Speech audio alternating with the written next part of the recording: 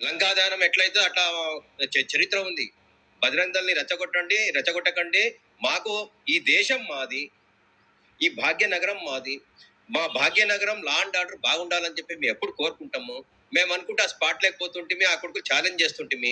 కానీ ఏసీబీ గారు మీరు స్పాట్ లేకపోకండి, పోలీస్ స్టేషన్‌కి రండి, పోలీస్ స్టేషన్ మాట్లాడుకుందాం అంటే మేము చట్టానికి గౌరవించి, పోలీస్ స్టేషన్‌లో గౌరవించి, పోలీస్ స్టేషన్‌కి వచ్చి మాట్లాడాము. పోలీసులకు మేము కంప్లెయింట్ ఇచ్చినాము.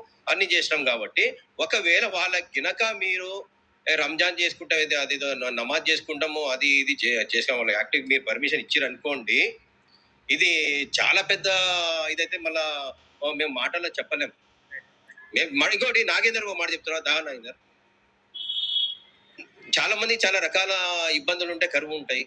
ఒకరికి కొన్ని కొన్ని ఆస్తులు ఉంటాయి, కొన్ని ఆస్తులు కొందరికి కొంతమంది బాధ ఉంటది. నాకు తెలిసి నీకు సిగ్గు శరం అనేది లేదని చెప్పేసి నేను అనుకుంటున్నా. అదే నీ నీ ప్రాబ్లం అనుకుంటున్నా. ఏంటంటే నువ్వు మనిషివై ఉంటే బొట్టు ఇంత పెద్ద బొట్టు పెడతావు నువ్వు. నీ కాన్షియన్సీలో 300 గజాల జాగా వాళ్ళకు ముస్లింలకు ఇప్పియాలని చెప్పి ఇంత ఘనంగా ప్రయత్నం చేస్తున్నావు. నీకు సిగ్గు శరం ఉండుంటే నువ్వు మళ్ళీ బొట్టు పెడతావు, అమ్మవారికి బొట్టు పెడతావు నువ్వు. పెద్దమ్మ గుడికి 50 గజాల జాగా ఇప్పి నీకు నీ చేతగాని సొంత కాన్షియన్సీ ఇది. నాగేందర్ సిగ్గు తెచ్చుకో, నీ తీరు మార్చుకో. ఆల్రెడీ బజరంగ్ దళ్ కార్యకర్తల్ని 2012లో గెలికినావు.